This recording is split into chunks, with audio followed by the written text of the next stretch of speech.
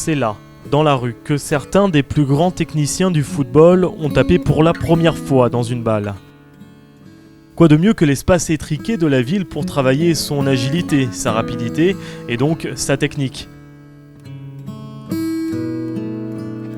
Avec le Quick Soccer, Georges Deserrier a voulu faire du football de rue un sport à part entière, en y apportant des règles, mais aussi une réelle philosophie. L'atout fondamental du Quick Soccer, c'est la culture du Quick Soccer. C'est-à-dire que ce sont des gens qui veulent avoir une éthique sportive et comportementale. Et ça, c'est quelque chose de fondamental. C'est là qu'on se différencie d'énormément d'autres sports. On nettoie un peu la mauvaise image du foot pour moi. Quand je suis arrivé, j'ai dit la première chose qu'il m'a dit, c'est les valeurs, il n'y a que ça, quoi. Tu joues sur l'éthique, tu joues sans contact. Si t'es un connard sur le terrain, ça nous intéresse pas. Donc j'ai dit c'est bon, c'est exactement ce que je recherche. De cet état d'esprit prôné par Georges découlent quelques règles simples et logiques. Le but, mettre en valeur les qualités techniques au détriment des capacités physiques, mais aussi responsabiliser les joueurs. Le juge arbitre intervient relativement peu, étant donné que l'arbitrage est interactif et participatif. C'est-à-dire qu'il y a énormément de fautes où les joueurs s'arrêtent d'eux-mêmes parce qu'ils commettent une faute, ils savent exactement ce qu'il faut faire, donc c'est une vraie culture sportive. C'est un état d'esprit différent parce qu'il n'y a pas d'arbitrage. Déjà on doit s'arbitrer tout seul, donc déjà c'est pas mal. Et je sais pas, c'est convivial, c'est le samedi, on se réunit tranquillement, enfin c'est ouvert à tout le monde. Il y a pas de, enfin c'est pas fermé, c'est pas un cercle fermé, tout le monde peut venir jouer, tout le monde peut venir essayer. On a enlevé tout ce qui était dangereux, tout ce qui était contact, tout ce qui salissait un peu tout ça. On a essayé de faire un sport, comme il a dit, un sport intelligent pour gens intelligents. Chaque équipe compte 3 joueurs de champ et un gardien. Les tacles, tout comme le jeu à terre et de la tête, sont interdits afin de fluidifier le jeu au maximum.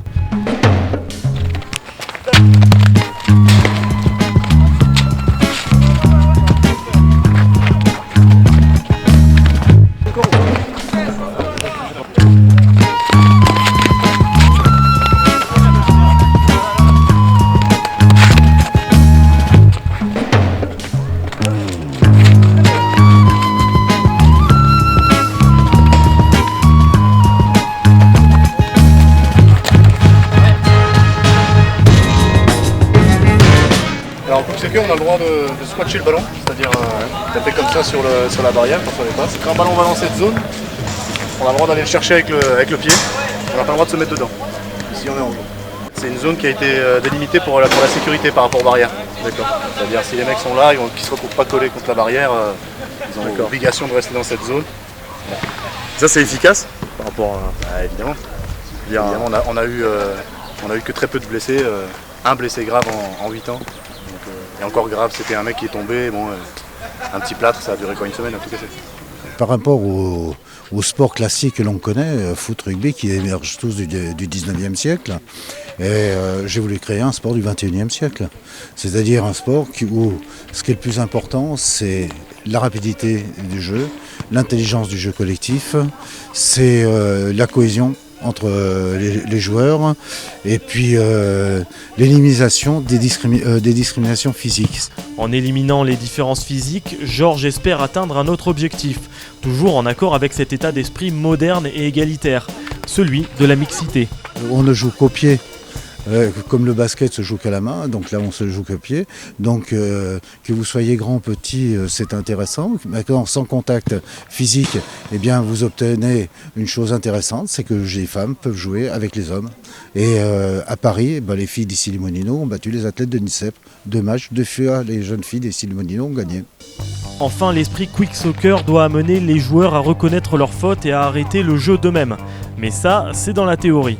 Eh bien effectivement, il faut toujours être présent. C'est pour ça qu'il y a un juge arbitre qui essaye d'être quand même là pour régler les petits conflits qu'il peut éventuellement avoir, mais surtout pour rappeler à l'ordre systématiquement. Pour la communauté Quick Soccer, c'est très compliqué ici. C'est très compliqué ici. Parce que tu as des mecs, quand ils arrivent, ils pensent pas... Tu as 50% des gens, quand ils sont sur le terrain, ils jouent au foot, ils jouent pas au Quick Soccer. Il faut arriver à leur montrer dans la tronche qu'on joue pas au foot. Ouais. Pas simple non plus de convaincre les autres que le Quick Soccer est un sport à part entière. Les autres, ce sont les non-pratiquants, et en particulier toutes les personnes et institutions qui gèrent le sport en France. Comme on n'est pas reconnu par l'État, à la différence des autres sports, les édiles sont très timides et ils n'ont pas compris qu'on était souvent très mieux assurés que dans d'autres sports. Quand ils se retrouvent face à quelqu'un et que tu expliques le quick soccer, t'as pas une seule personne qui t'a dit que c'était de la merde. Il y a tout le monde qui te dit c'est super intelligent, c'est super réfléchi. Tous les problèmes qui sont aujourd'hui du sport, il les a résolus. Tout le monde te dit c'est génial, mais personne ne fait rien. On est un peu le poil à gratter, on va dire, par rapport au foot. Alors que nous, on a toujours eu une communication pour dire on s'en fout, le foot, on va pas concurrencer le foot, on en a rien à foutre du. Voilà. On peut pas déjà, et surtout on ne veut pas. C'est pas notre but. Pour nous, il y a des joueurs qui veulent jouer à ça, ben, on les récupère, on leur explique une autre vision du sport et c'est tout. C'est tout ce qu'on veut faire. Pour moi, le seul problème c'est ça, on n'a pas de subvention, on n'a pas de soutien. Pourtant, le quick soccer ne manque pas d'arguments tangibles. Les structures, ces city-stades qui permettent de le pratiquer, sont déjà là et se multiplient dans toute l'Europe. Il y a plus de 5000 structures et dans l'Europe, on pense que maintenant, il y en a 15 à 16 000 déjà qui sont créées. En demandant aux fabricants de structures multisports là, combien il y avait de jeunes qui jouaient. Ils estiment qu'il y en a plus d'1 million à 1 300 000 qui jouent aujourd'hui en France dans ces structures. Je veux dire que, vous voyez, il y a une marge de manœuvre fort intéressante. Pas besoin de gros investissements pour en créer de nouvelles et pour développer la discipline. Et c'est là qu'on rejoint encore une fois le caractère responsable et moderne du quick soccer. Georges l'a pensée durable, tant au niveau économique qu'écologique. Ces structures ont l'avantage d'être entièrement recyclables, d'utiliser extrêmement peu de foncier. Il y a beaucoup d'équipes qui peuvent jouer dedans dans un temps extrêmement restreint. Voilà. Donc si vous voulez, sur très peu de surface, on peut mettre énormément de joueurs. Dans la pratique, tout est bien sûr plus compliqué. Le développement de la discipline est aujourd'hui au ralenti, malgré le travail et la bonne volonté des joueurs. J'ai essayé de monter un petit club pour essayer de justement d'apporter une autre image. C'est-à-dire essayer de lui montrer qu'il y avait des jeunes qui étaient capables de faire quelque chose, d'essayer de monter un site, etc. C'est tout ce qui lui manquait quand je suis arrivé. Ça faisait partie de l'investissement pour moi. Créer un club, donc on a créé un site, on a créé un logo, on a créé un maillot, voilà, on l'a acheté. Ça a coûté suffisamment cher comme ça pour... Voilà, mais après c'est rien, c'est que dalle au final. C'est vraiment pour... Parce que si on le fait pas tous, à un moment, il se passera rien. Le quick soccer est prisonnier d'un cercle vicieux. Pas de reconnaissance, donc peu de moyens et toujours plus de difficultés à impliquer de nouveaux joueurs. Le problème c'est, encore une fois, c'est la structure. C'est-à-dire si tu aurais un énorme stade avec 23 gardes du corps, un truc un peu... Bon, si on nous donnait les moyens aussi, faut le dire. Donc si c'était un peu plus classe, les mecs ils se donneraient à fond. Là aujourd'hui tu les fais monter au lice, déjà on a du mal à les faire payer parce que voilà, payer pour jouer au lice, faut être honnête, voilà. Et donc une fois qu'ils s'investissent, bah voilà, on a eu des mecs qui nous ont récupéré un calico. Donc voilà, à partir de là, oui, c'est possible. Mais il faut que de base, le mec il s'investisse un peu, quoi.